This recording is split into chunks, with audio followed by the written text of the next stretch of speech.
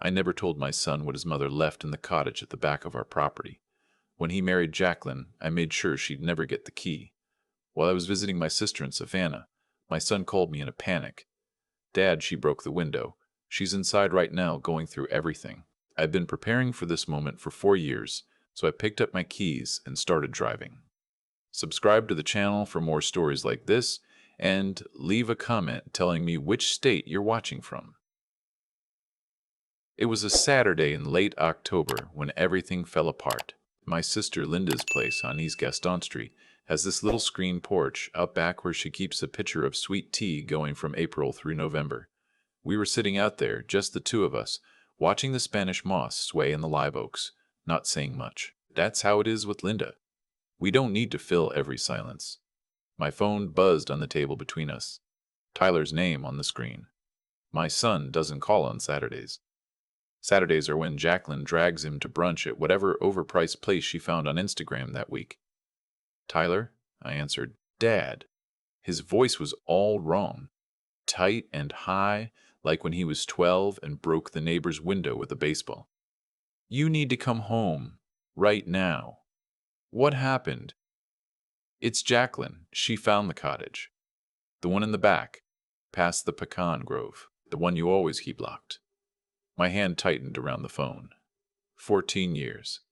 14 years I'd kept that cottage sealed, kept the key on a chain around my neck, even slept with it on, and now...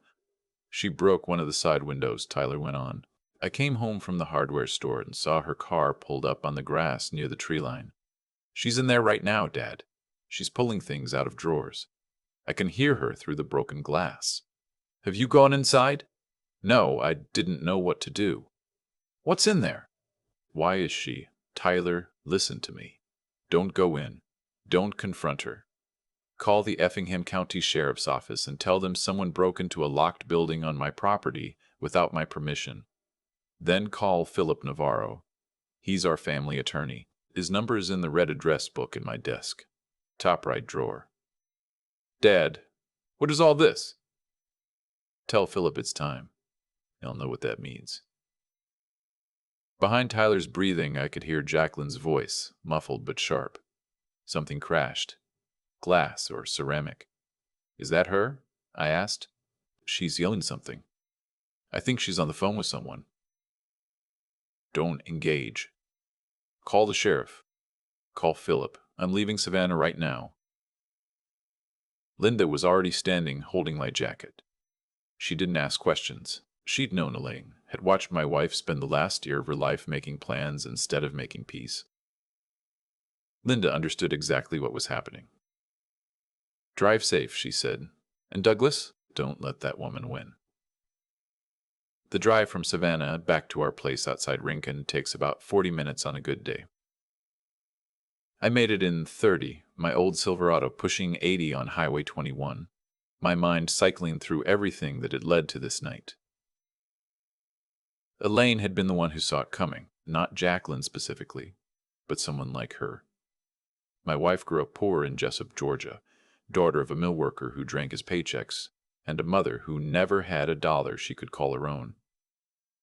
When Elaine married me, we had nothing. I was working claims for an insurance company out of a cramped office in Rincon, and she was doing bookkeeping for a feed supply store. But Elaine was careful.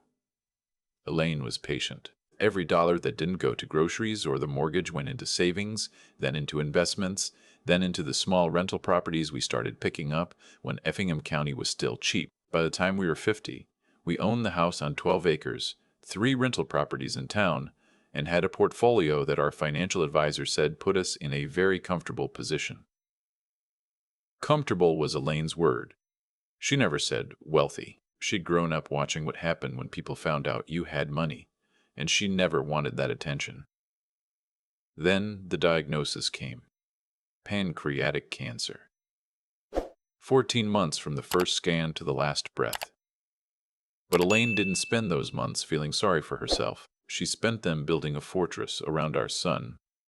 I'm not going to be here, she told me one night, maybe 6 months before the end.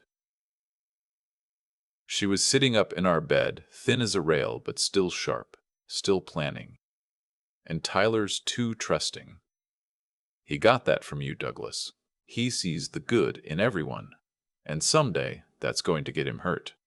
Someone's going to come along and see him not as a person, but as a bank account. You're being dramatic, I'd said, though I knew she wasn't.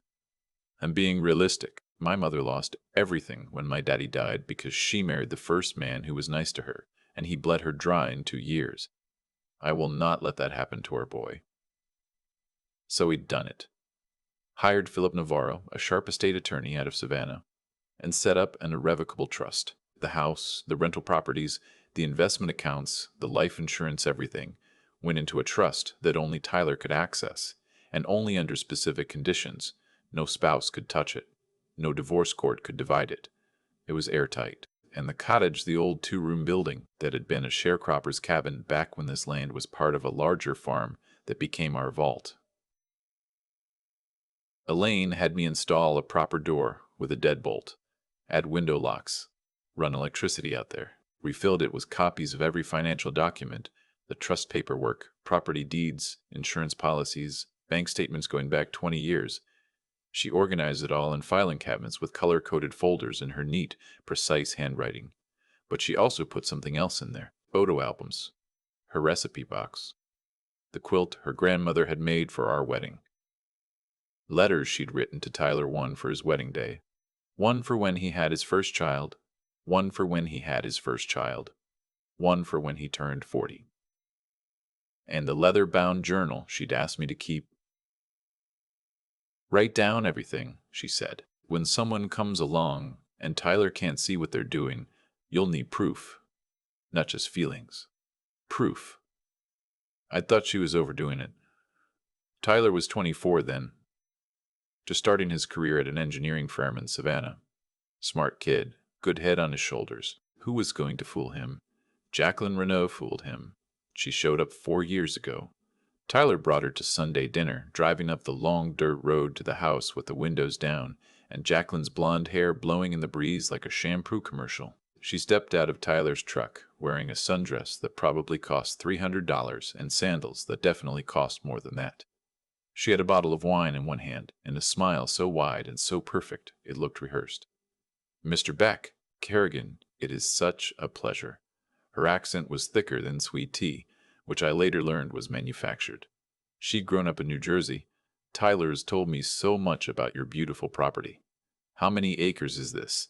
12? Oh my goodness, do you know what waterfront adjacent land goes for in Effingham County these days? First dinner. First question about property values. I wrote it down that night.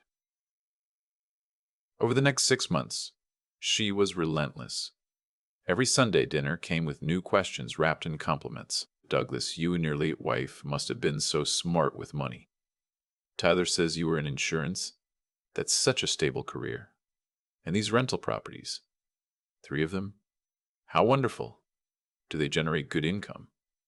She asked about the cottage once, early on. What's that cute little building back there in the trees? Is that a guest house? Storage, I said. Old equipment. Locked up because the floor is not safe. She didn't ask again, but I caught her walking toward it one afternoon when she thought I was napping. I watched from the kitchen window as she tried the door, found it locked, peered through the windows. The curtains were drawn. She walked back to the house and never mentioned it. I wrote that down too. Tyler proposed 8 months after they met. The ring cost $15,000. He'd been saving for 2 years money that was supposed to be a down payment on his own place. I watched him show it to me. His face lit up like Christmas morning, and I felt my heart crack right down the middle. I'm happy for you, son, I said, and part of me meant it. Every father wants his child to find love. But every cell in my body was screaming that this woman was not what she appeared to be. The wedding was a circus. Jaclyn insisted on the Westin in Savannah. The venue alone was $45,000. Flowers were $22,000. She ordered a custom dress from some designer in Atlanta for $16,000, then bought a second dress for the reception because she said she needed a different look for the party. Tyler was drowning. His salary as a mid-level structural engineer was good $90,000 a year, but it wasn't wedding at the Westin good. He'd maxed out a credit card and taken a personal loan. I gave them $25,000 as a wedding gift. Watched Jaclyn's eyes do the math in real time, calculating what that number meant about my total net worth. But I also did something she didn't see. I called Philip Navarro and had him draft a prenuptial agreement. Ironclad. Georgia law. Standard practice for families with established trusts. Philip explained to both of them in his office on Broughton Street. Nothing personal, just protection for premarital assets. Jaclyn signed it in under a minute. Didn't read past the first page. She probably figured she had decades to work around it, to convince Tyler to modify or revoke it. She was playing the long game. She didn't know I was playing a longer one. After the wedding, Jaclyn quit her job. She'd been working at a real estate office in Pooler, mostly answering phones from what I could tell, and 2 weeks after the honeymoon she announced she was taking time to figure out her next chapter.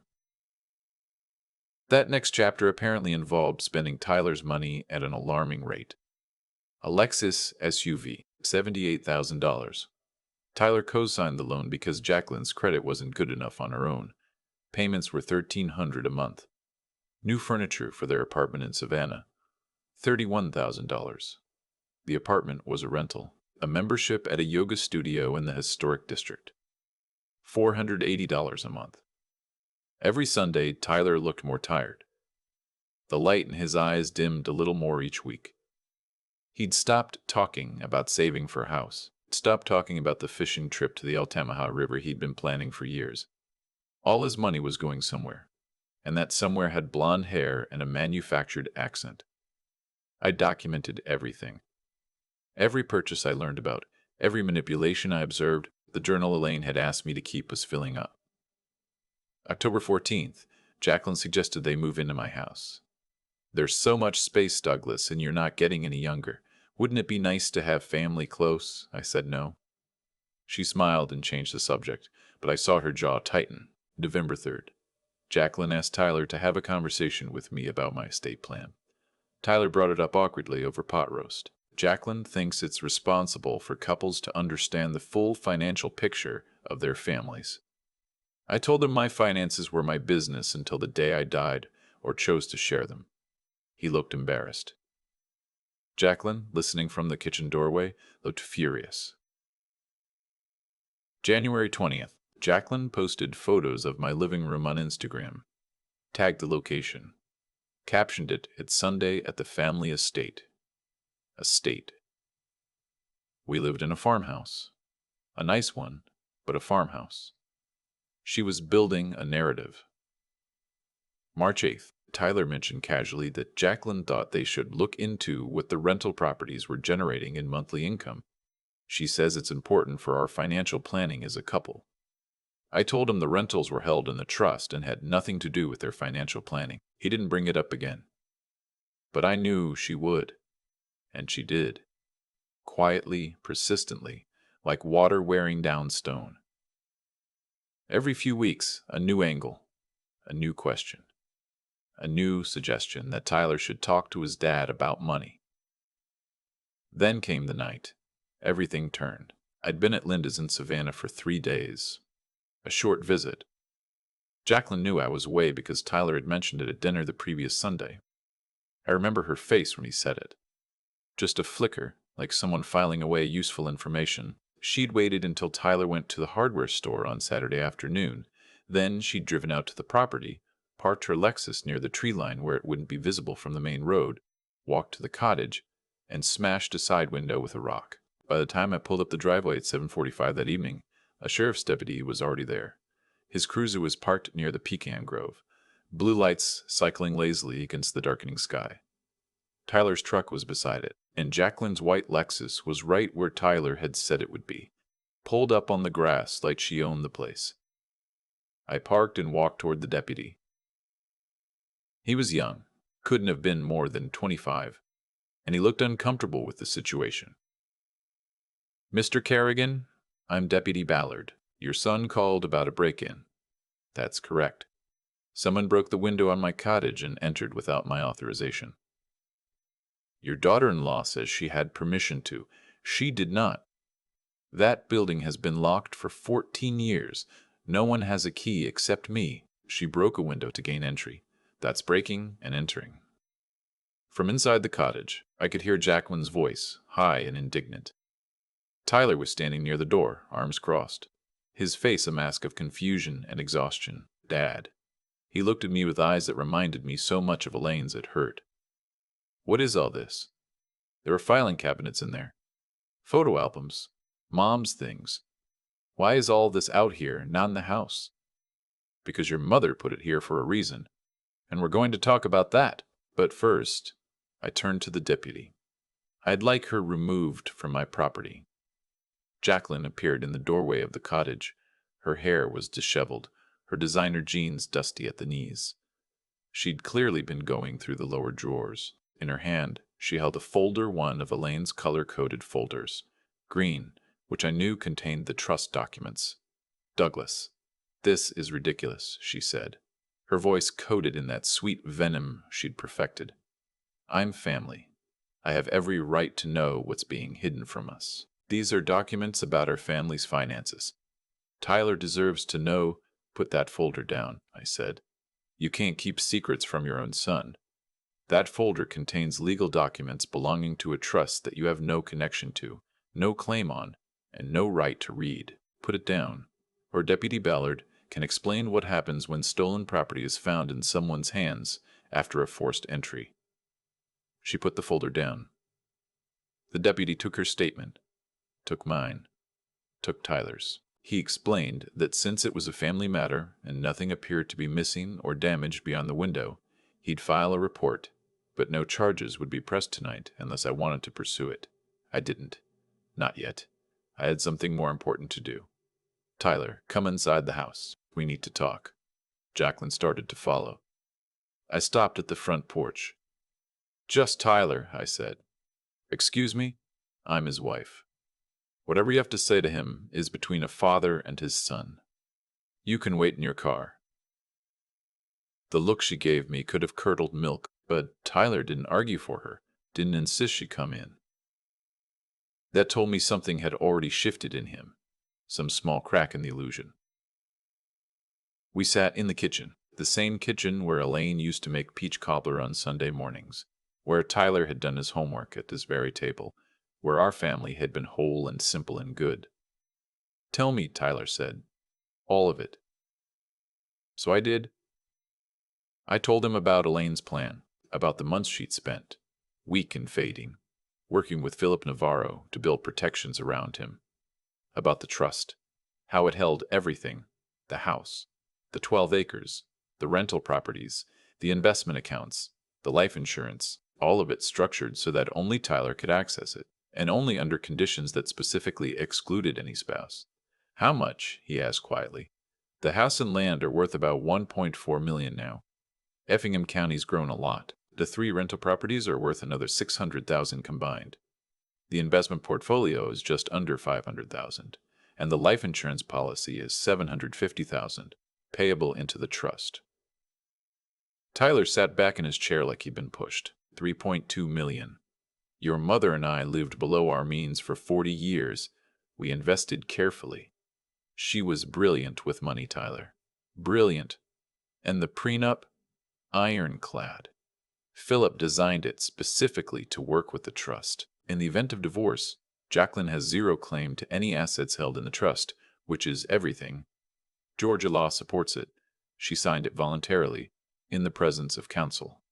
She barely read it. That's not our problem. It's valid.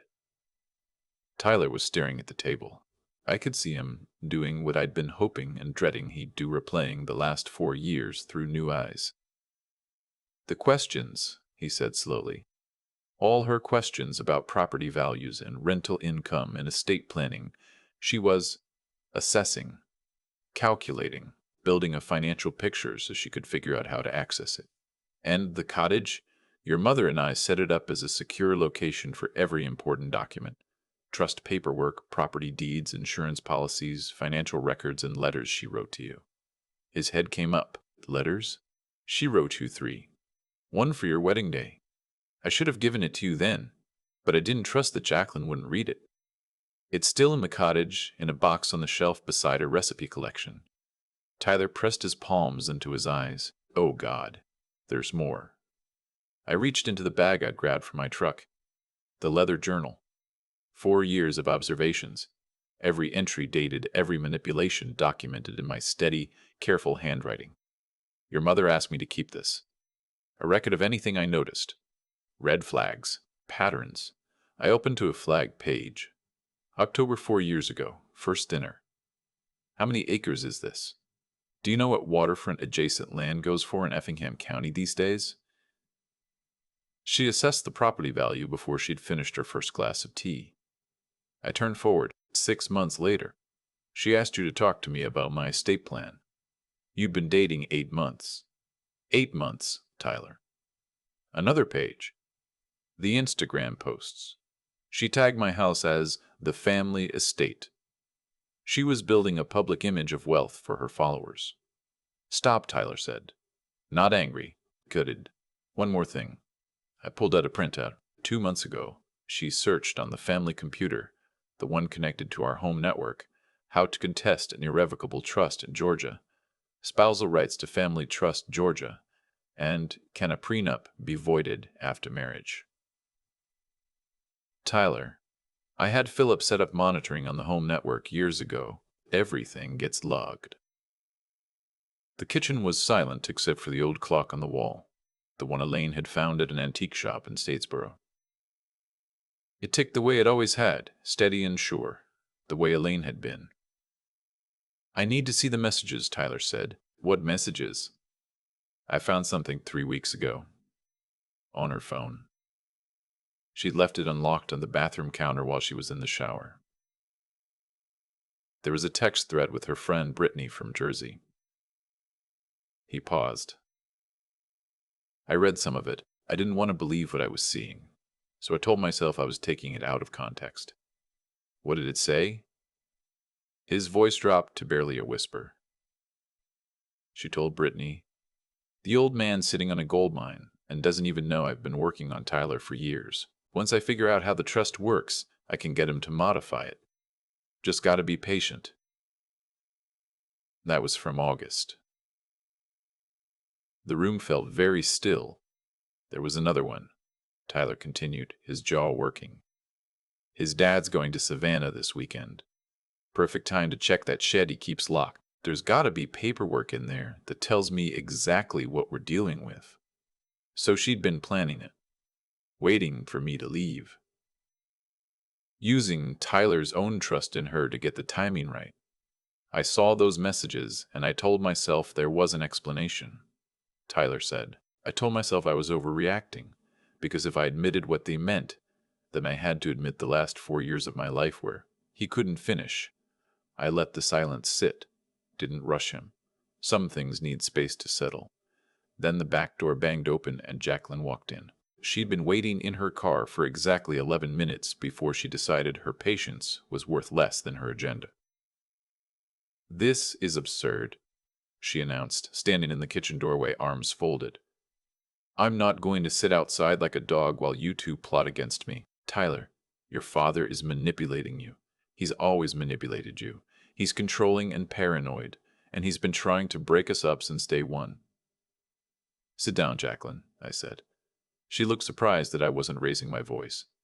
Maybe she'd expected a fight, something she could use later to paint me as the villain. I'll stand. Fine. Then stand there and listen.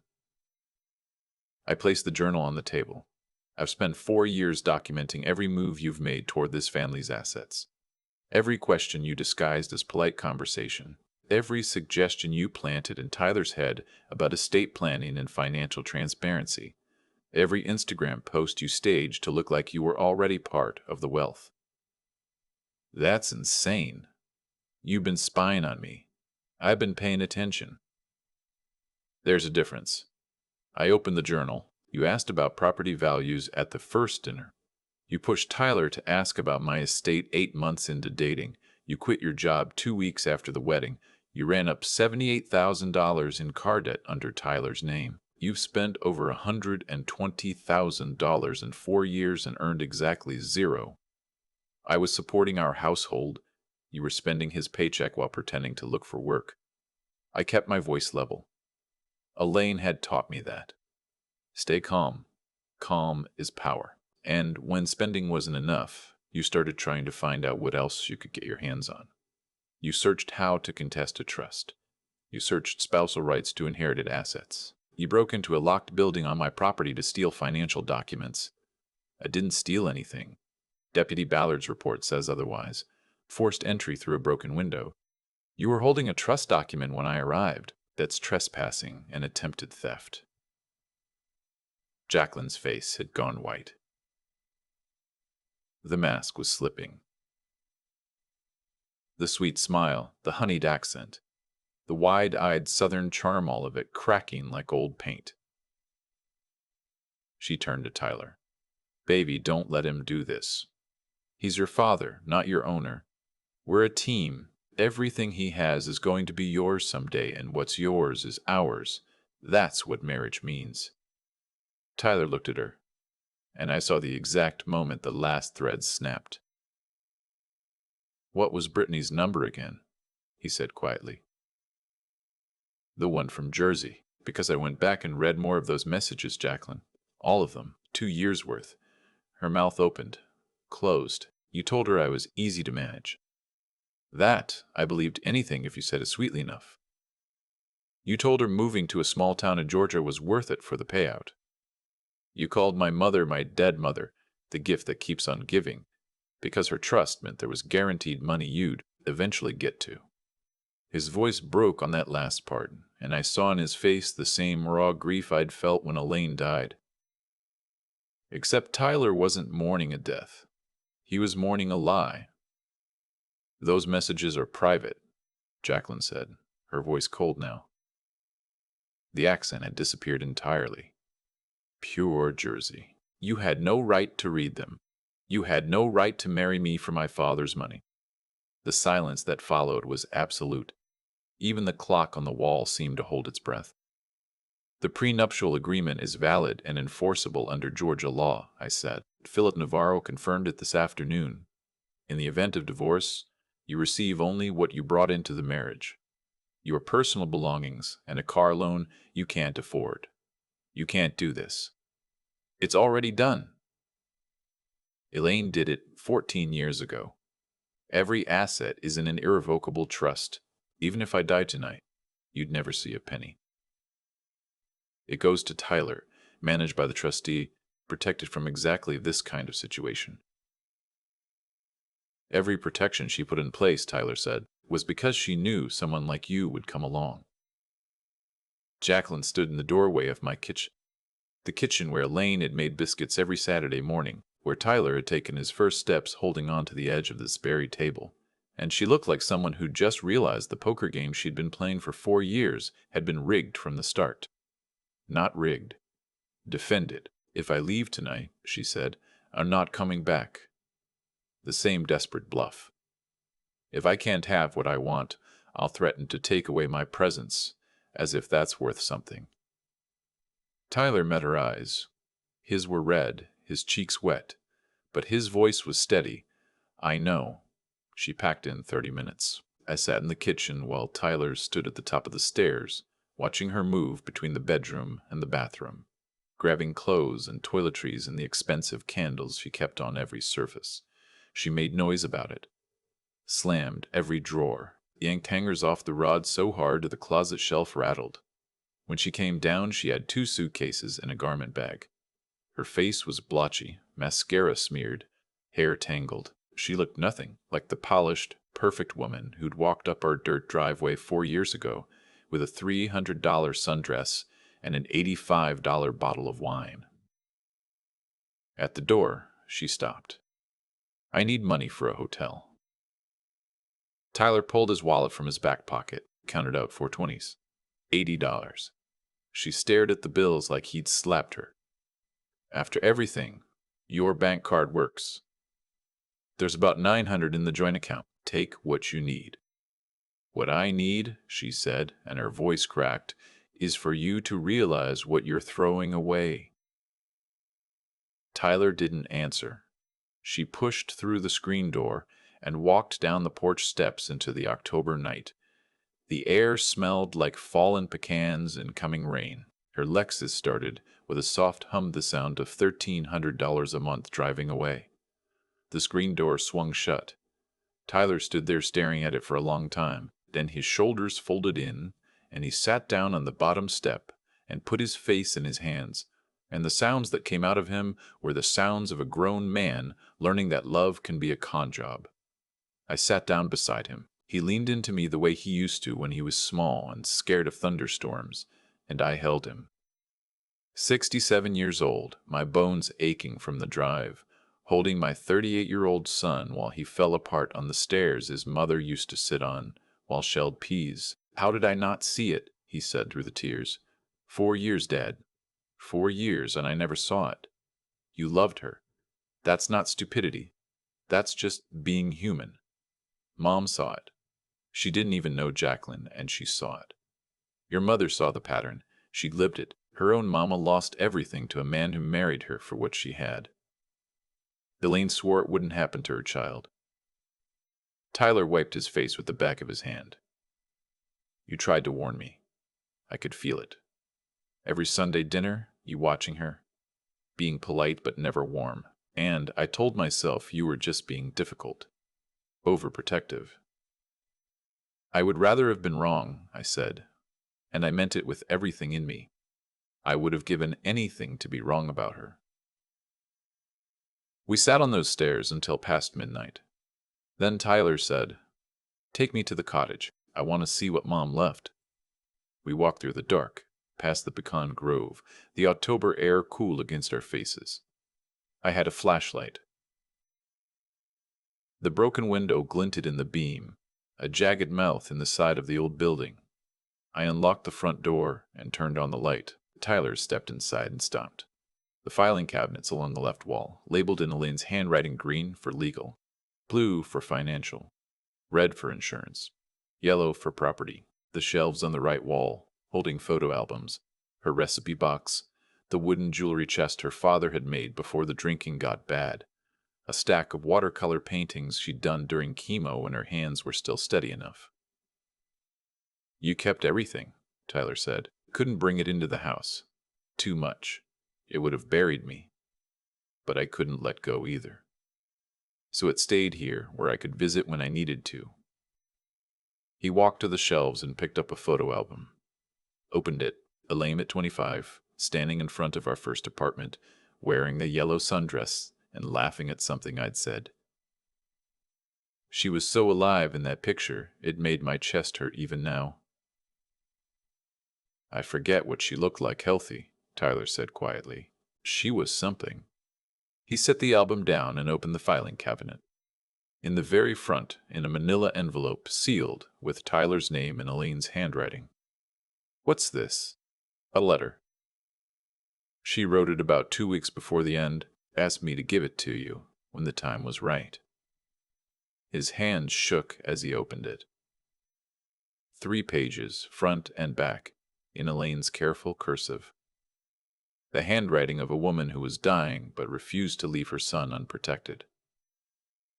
I stepped outside while he read it, stood under the pecan trees and looked up at the stars and thought about the day she'd written those words. How thin her arms were. How long it took her. How she'd fallen asleep twice in the middle and woke up each time reaching for the pen. When Tyler came out, his face was wet, but he was smiling. She knew, he said. She wrote, someone will come along and make you feel like you're their whole world, and maybe you will be, or maybe you're just their next opportunity. Your father will know the difference because he won't be blinded by love. Trust him when he tells you. Don't make him prove it the hard way. She was always smarter than me, I said. Tyler held the letter against his chest. I made you prove it the hard way. That's all right, son. The point is, you know now. The divorce was final in 4 months. Philip Navarro handled everything. The prenup held without challenge. Jaclyn's attorney took one look at the documents and told her to settle. She walked away with her personal belongings, 2 maxed-out credit cards in her name, and a Lexus with $51,000 still owed on the loan. Tyler's name came off the cosign as part of the settlement. Last I heard, she'd moved to Nashville. Her Instagram showed a new apartment, new highlights, new yoga poses against a skyline backdrop. The manufactured accent was probably already adapting to Tennessee. Tyler blocked her number after she called 27 times the first week, swinging between sobbing apologies and screaming threats. He never wavered. 6 months later, on a Sunday in April, Tyler came for dinner the way he always did now. We'd fallen back into the rhythm of it just the two of us. Cooking something simple, watching the Braves if they were playing, talking about real things instead of performing for an audience. "I met someone," he said, slicing tomatoes for a salad. I looked up from the grill. "Yeah? Nothing serious yet. Just coffee a couple times. Her name is Kristen. She teaches 4th grade at Schumann Elementary in Rincon." He was smiling. Not the anxious, eager smile he'd worn with Jaclyn, the one that was always seeking approval. This was a quiet smile, a real one. "She insisted on paying for her own coffee," he said. "Both times. Said she has a thing about keeping things even from the start." Something warm spread through my chest. Smart woman. I told her everything. About Jaclyn, the divorce, the prenup, all of it. Figured if that scared her off, better to know now. What'd she say? She said her aunt went through something similar. Married a guy who turned out to be more interested in her pension than her personality. She understood. We ate on the back porch. The pecan trees were leafing out, and the evening light through the Spanish moss made everything look gold-green and gentle. "Dad, I want to apologize," Tyler said. "You don't need to." "Yeah, I do. For not listening. For choosing Jaclyn's version of things over yours. For making you carry all of that alone for 4 years when Mom asked you to protect me and I made it as hard as possible." "You were in love. That's not a crime." "No, but being willfully blind is a choice, and I chose it." He paused, turning his fork over. "I've been reading Mom's letter a lot, almost every night." "What part stays with you?" He recited it from memory. "Real love doesn't show up with a price list. Real love is two people building something together from whatever they have, even if what they have is almost nothing. Your father and I started with a rented apartment and one good frying pan, and it was enough because we were enough for each other." That broke me, right there on the porch, with the Braves game murmuring through the screen door and the smell of grilled chicken in the air. I put my face in my hands and cried for the woman I'd lost 14 years ago, who was still, somehow, mothering her son. Dad. Tyler put his hand on my shoulder. "She'd be proud of you." "She'd be proud of you," I managed. He sat back, took a drink of his iced tea. "I've been thinking about the trust, about what to do with part of it." "What do you mean?" "Mom wanted me to have security." "I get that, and I'm grateful. But I've been working for 16 years. I built my own career, my own savings. I don't need all of it." "She wanted you comfortable." "I know. But I think she'd also want it to mean something bigger." He leaned forward. "What if we set up a scholarship fund for kids who lost a parent to cancer? Help them get through college when their family is trying to get through grief." I stared at my son, at this man who, 6 months ago, had been weeping on the stairs of this house because the woman he loved had been playing him for a fool, and here he was, turning his pain into something that could help somebody else. "She would have loved that," I said. "We could call it the Elaine Kerrigan Memorial Fund.